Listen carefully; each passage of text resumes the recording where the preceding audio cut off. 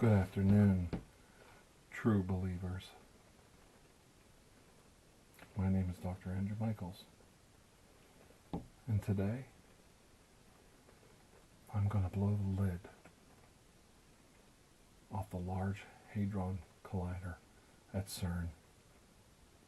That's right. And how they're breaking interdimensional barriers and allowing creatures of Cthulhu's lineage to penetrate our dimension. As you can see from my new wallpaper, my special agent Kody Pendleton has been busy. A wonderful field agent. A man dedicated to the survival of the human species. What more could I ask of him? What more could I ask of Kody Pendleton?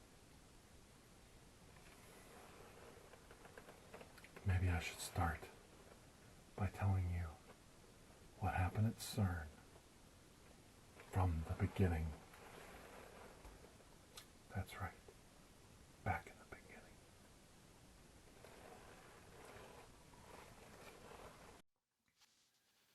beginning. In the beginning.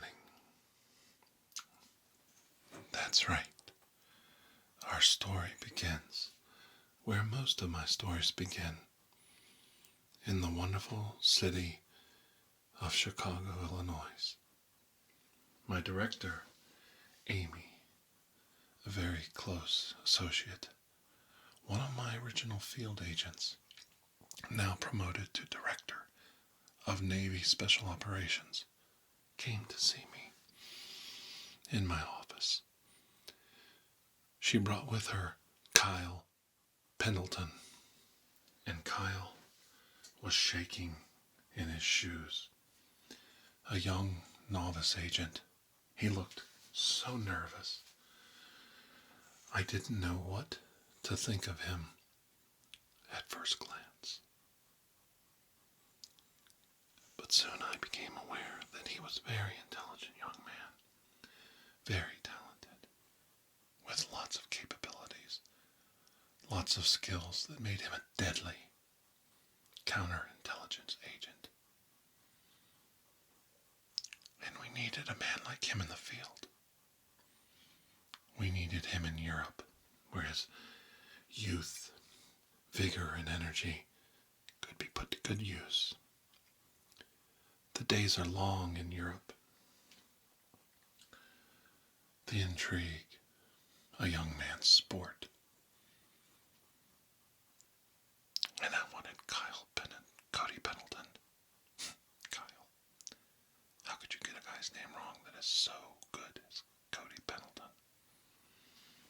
It's almost inconceivable when you think about it. The man had more talent in his index finger than I had in my entire body. It's good when an old agent realizes the youth, the next generation, have a lot to offer, that they're bringing something to the table, that someday in the future they'll be there to make a difference. They'll be there to right the wrongs, make the world a better place.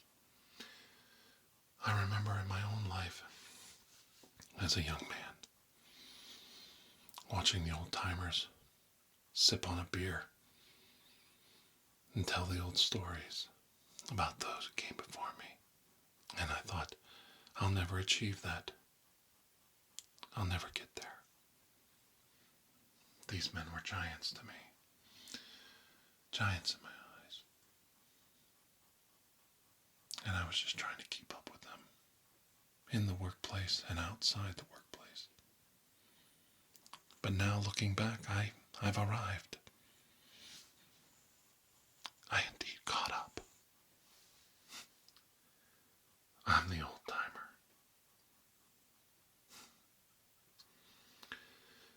and youthful,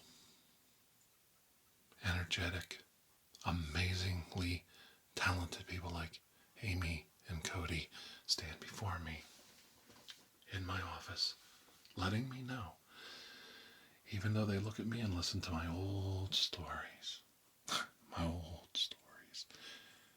that they'll be the ones telling the stories someday soon. And I take comfort in that. Life goes on.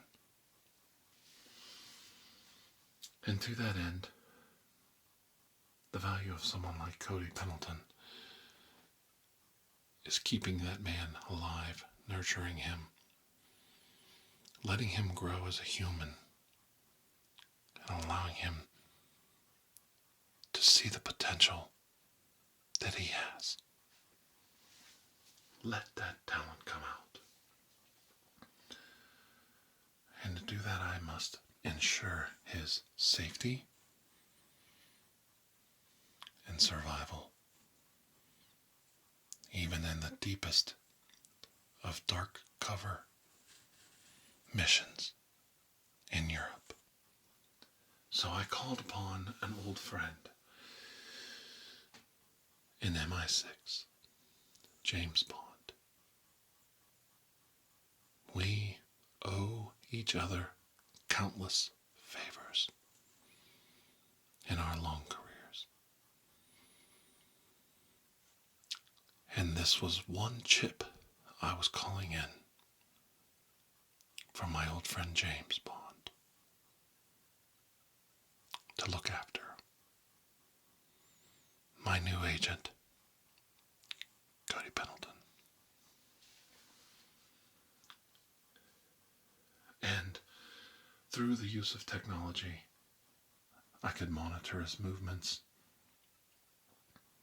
and transmissions every day to make sure he was going down the right path. I didn't expect James to go to Switzerland, to where the Large Hadron Collider was, and infiltrate the offices of Cern. But little did I know, there was a very good reason. Mr. Bond was very intrigued by my request and let me cash in that chip. It seems MI6 was aware, like the burgeoning CIA and the Department of Navy Intelligence, that nefarious deals with the devil were occurring within the engineered labyrinths and tunnels of Cern. And MI6 did not sit well with allowing these processes to occur without resistance.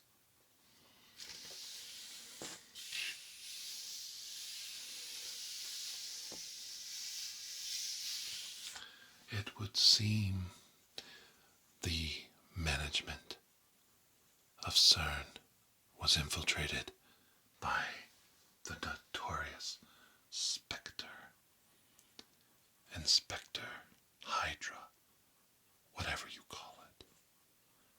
Oh, they work for a devil most nefarious, most evil. They are truly the minions of the Dark Lord Cthulhu. And their very intent is to rise him from the depths of the ocean to destroy mankind and civilization as we know it. James had spent his whole life trying to stop Spectre. I assisted him on many occasions. It's amazing how many times we stood in the way of Spectre and stopped them. And every time I told the agents of Spectre the same thing: I must stop you. Don't you understand? Your single-minded allegiances for money, wealth, and power are nothing to me. I'm a man collecting a pension from the United States government. I live in a $15,000 row house in Chicago, Illinois.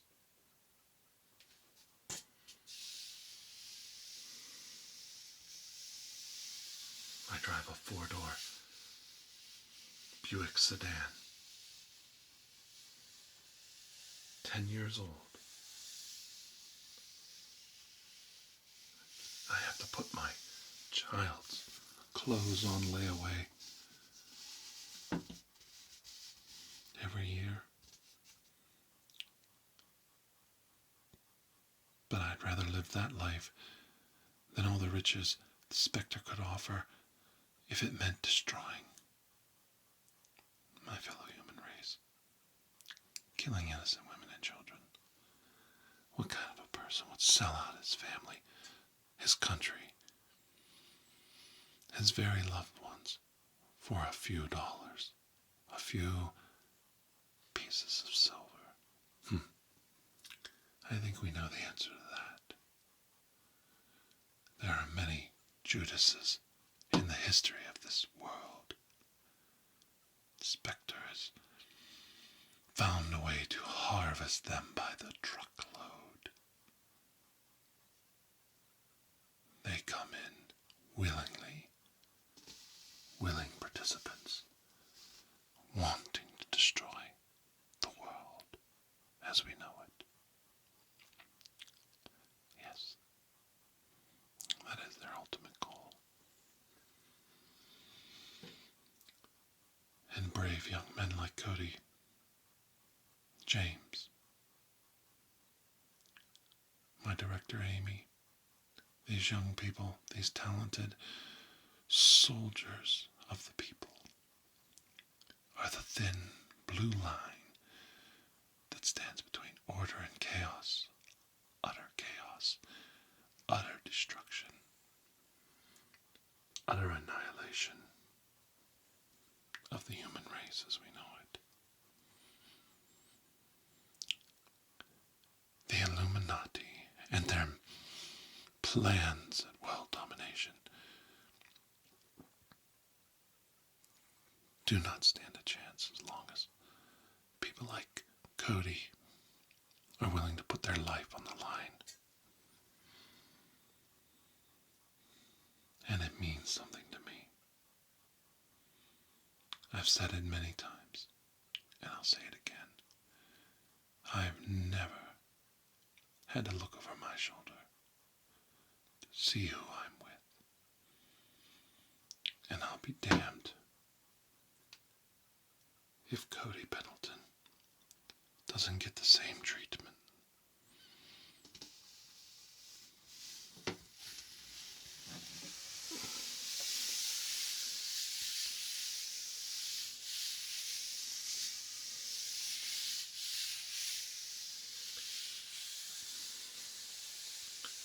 They were using the Large Hadron Collider to open up interdimensional gaps, allowing creatures similar to Cthulhu, his offspring, from his lineage, his family line, to escape their realm and enter ours. Luckily, the process was not completed in a proper fashion, and many of the interdimensional creatures were trapped between layers of matter. In the prime material plane, it acted as a doorway that would slam shut, trapping them half in our world, half in their own, like ghosts or spirits brought on by a medium speaking to the dead. Cthulhu's offspring floated in the ethereal interdimensionary plane above and around the prime material plane, trapped, screaming for mercy, screaming for release, unable to enter our world, unable to escape back into their own. They live this quasi-half-life, trapped like rats in a flooding tunnel. If you can imagine this world, you can see it. Ghosts clawing their way down the tunnel, clawing their way from one interdimensional rift to the next, waiting for the cycle to repeat itself, waiting for a chance to go back home, or worse yet, waiting for a moment to enter our world completely and join their father, join Cthulhu, deep underwater in the sunken city of Riley,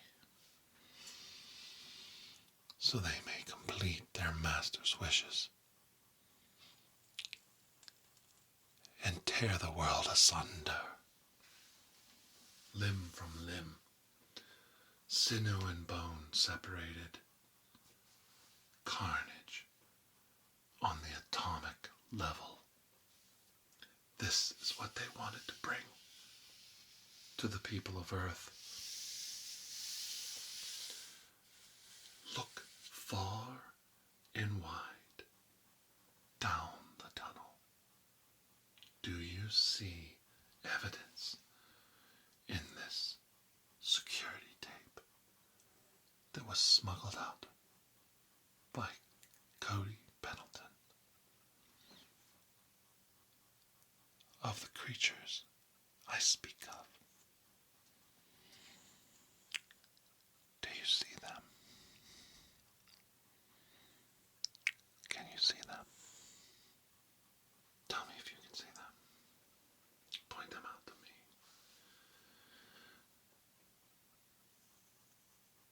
Stay with me.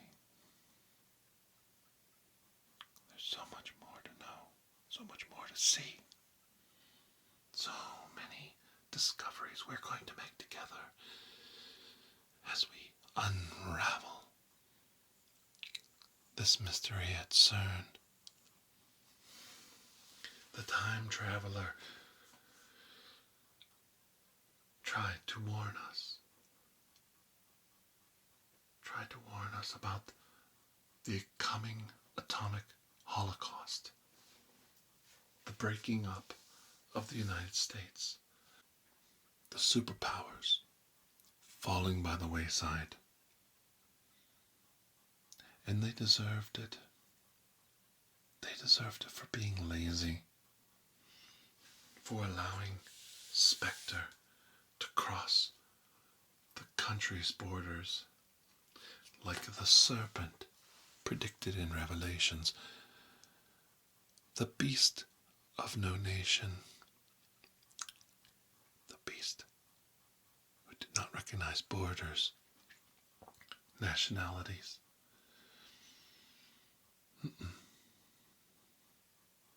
The snake, always the snake. And it comes for us, doesn't it?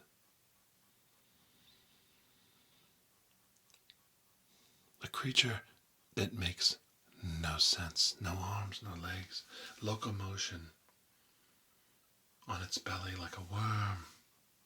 A creature further evolved, more evolved than the mammals that came before it. The reptile evolved to destroy man. Go back to the beginning. And God created the fishes, then the things in the air, then the things on the land, and then he created the men that inherited the planet. But the last thing he created was he stripped the lizard, the reptile, of its legs and arms, and made the serpent. The snake came last in the evolutionary chain, and it's even spoke of in the Bible. It's all right there. In the Garden of Eden, the serpent truly is the last in the line of succession on earth.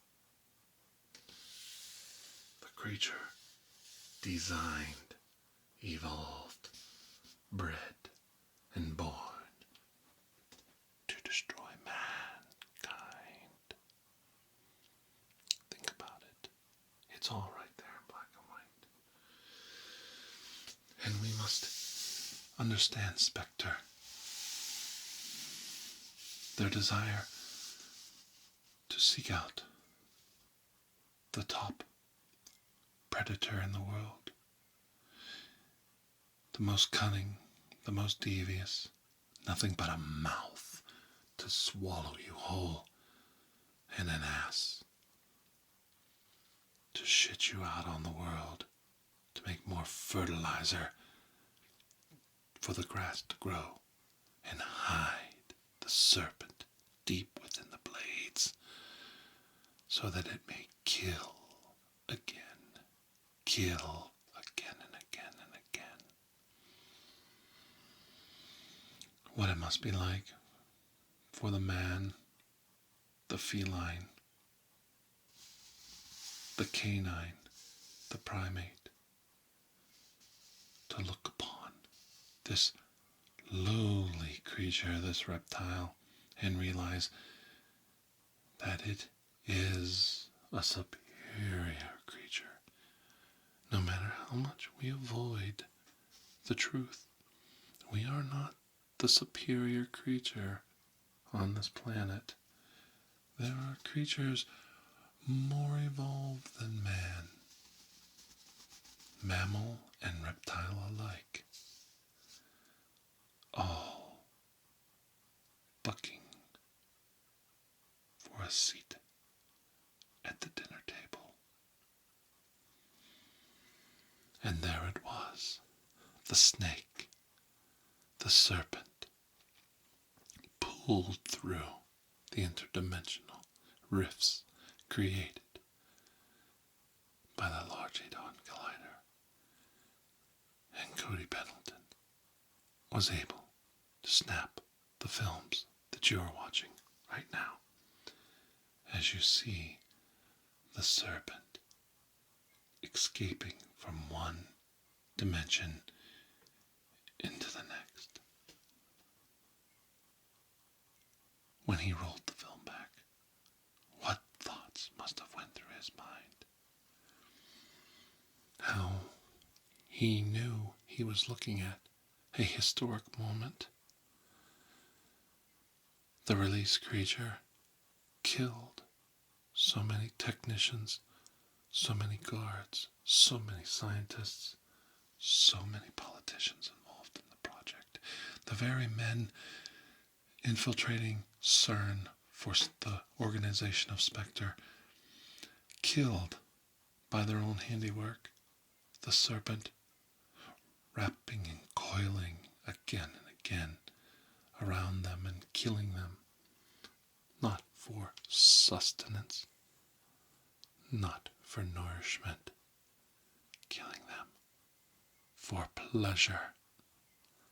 Pleasure much in the way the feline hunts the mole, the mouse, and the rat. Ah, the rat. We come full circle. The drowning rat in the tunnel, flooding, nowhere to go. Trapped, gasping for air, gasping for breath, failing in all hope of escape. The rat, clawing and scratching, holding on to that last breath, its nose barely above the edge of the water, swimming furiously, paws extended, desperately trying to seek out the next air bubble. Are we truly survivalists?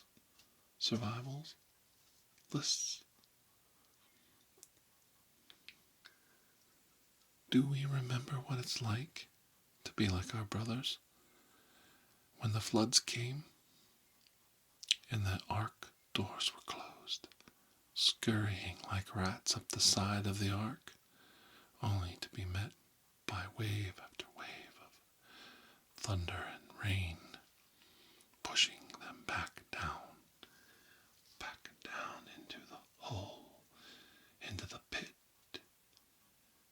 into the long cone, extending deep into the earth, to hell itself?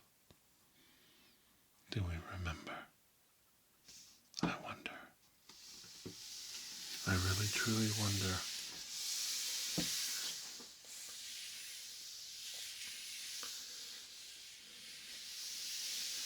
The Illuminati, Spectre, linking up to release the mythical serpent of the Garden of Eden into our dimension, into our current time period.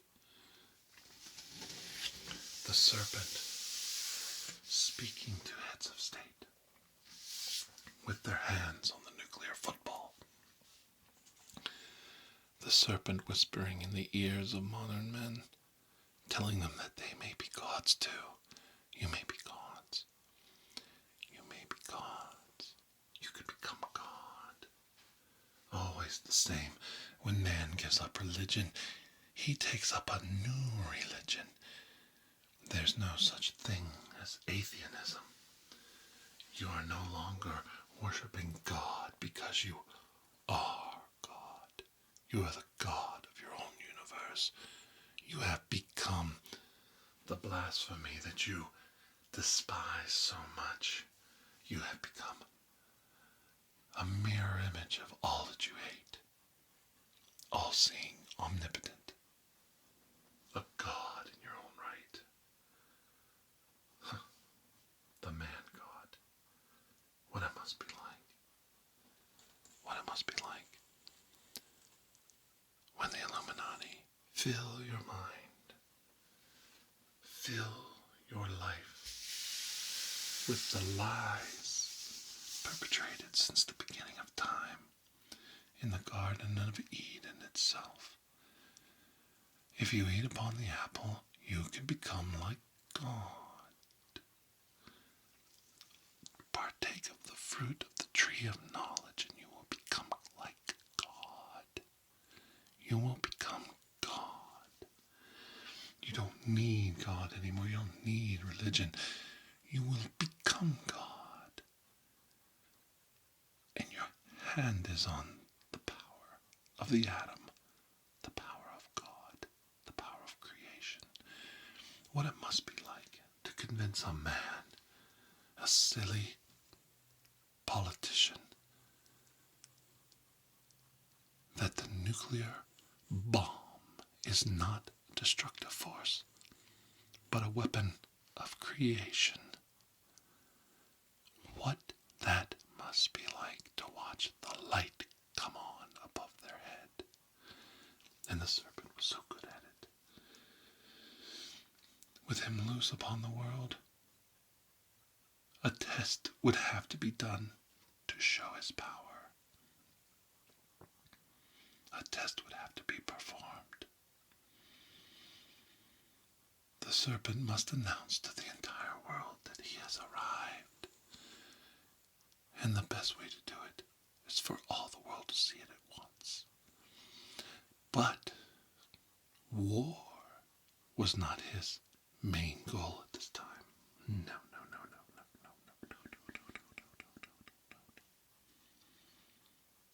He had much more nefarious plans. Control. Revenge. Revenge against all mankind. And to see it through, he would trick the politicians of a superpower. to launching a ICBM of mammoth proportions directly at the surface of the moon facing the planet.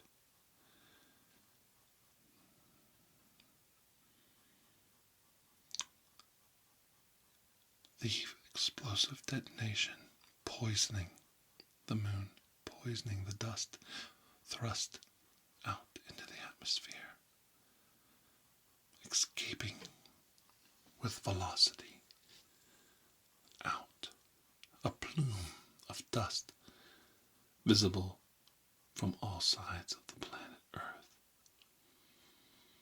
glowing red hot from the nuclear furnace, many times more powerful than the actual sun itself.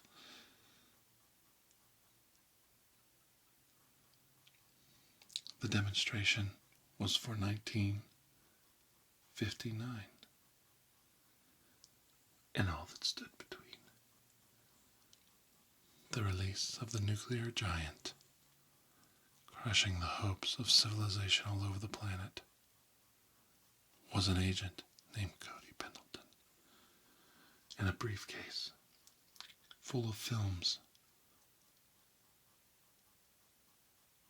as he tried to escape through customs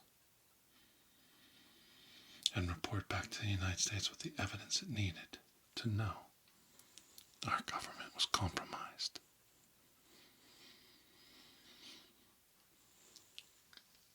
He was held at the border and not allowed to pass.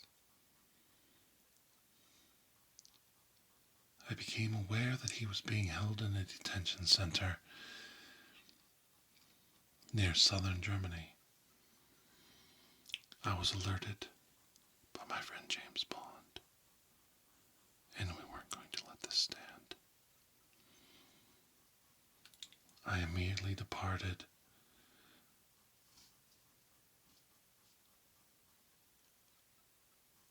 with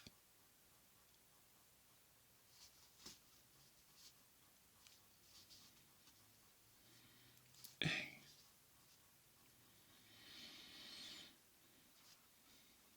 group of soldiers, a detachment of special operations agents, field soldiers, desperately trying to arrive in Europe, deep in the heart of Switzerland, before Kody was assassinated, or worse yet, his films were discovered.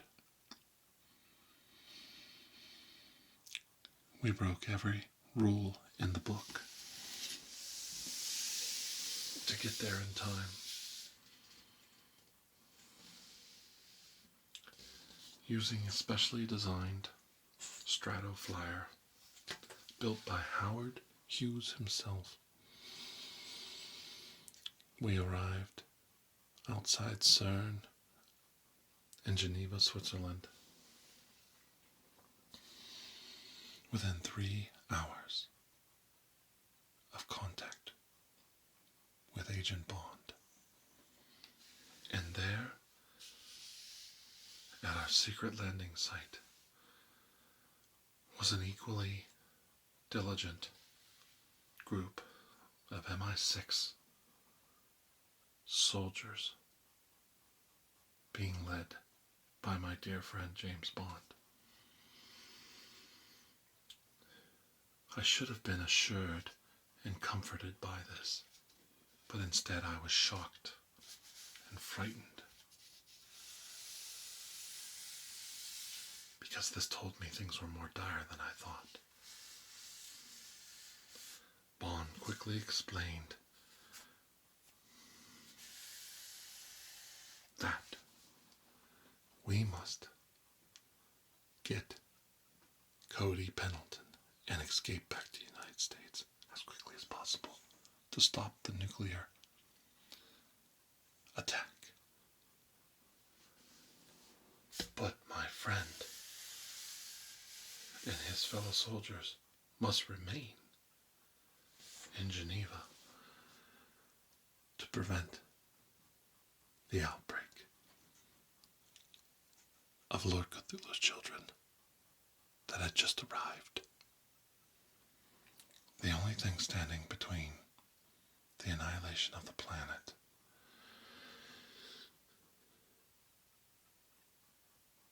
and safety was a handful of British field agents.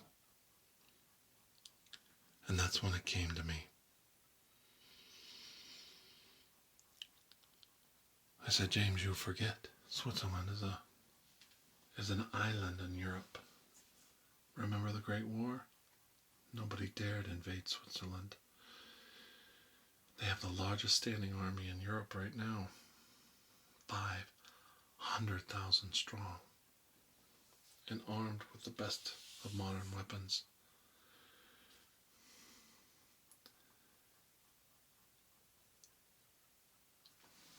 Go with me.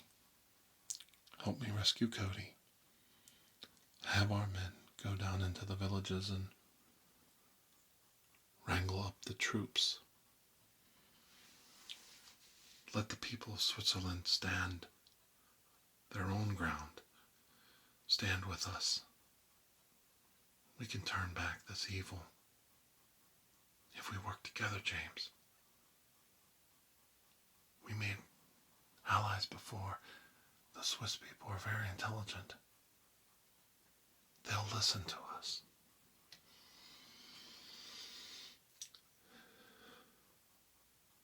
James trusted my instincts, and we departed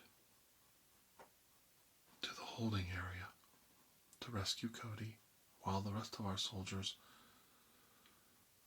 broke rank as fast as possible to the surrounding villages looking for recruits.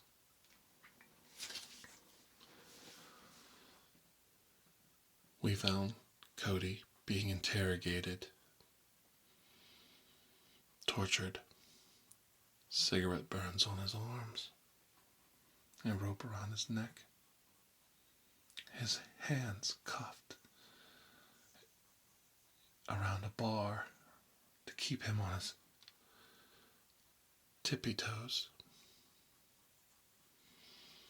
his pants undone to allow them to fall eventually, to embarrass him further, to break him down, to make him feel less of a man. The rope garroting him, limiting his oxygen, not allowing him to keep his wits. Old Nazi tricks. Old Nazi torture tricks. And I looked around the room. Kody kept his eyes away from us. The agents of Spectre turned and looked at us. Oh, and I said, which one of you is SS? My gun scanning the room. Which one of you is SS? And a young German lad raised his arm and pointed at another man. And I shot him immediately, without question. And I said to the young man, is that all? And he shook his head in agreement. Ja, jawohl. Well, you cut my friend down. You uncuff him. And they did.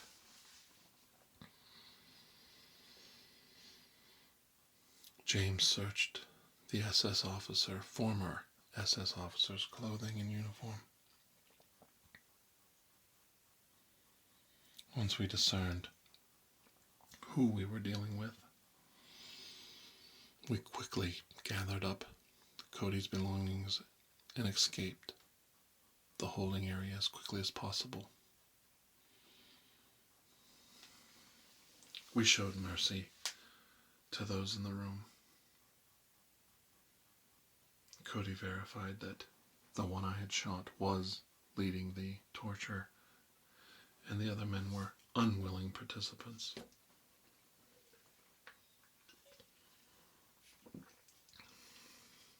Enough innocent blood was being spilled today without us adding to it. When we met up with our rendezvous with our troops, we were amazed at 20,000 Swiss soldiers and more arriving by the minute.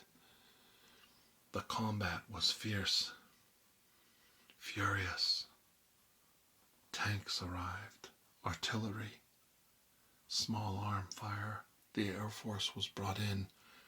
A full force military offensive outside the Cern offices to bring down the offspring of Cthulhu.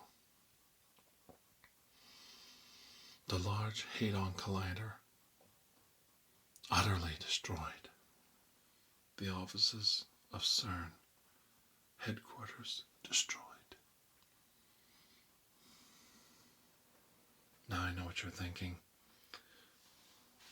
The Cern offices and the Large Hadron Collider are a late 20th century invention, but you're wrong. The first time it was built was in 1947 after the war, a way to boost the economies of the crushed and defeated France and Germany. But like all good things, the United States does, when it destroys something, it rebuilds it. And it rebuilds it even better than before. And that is how the modern offices of Cern and the Hadron Collider were built in the latter part of the 20th century.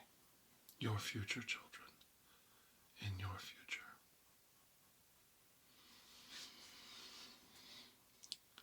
Thank you for joining me today.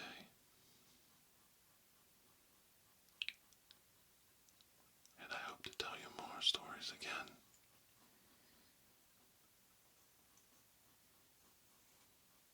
Thank you.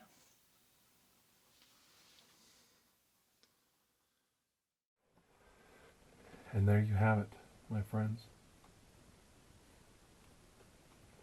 As clear as crystal.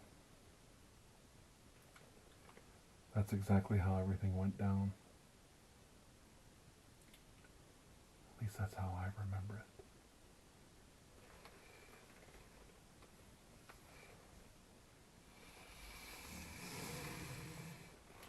Until I speak to all of you again, stay safe, stay wise,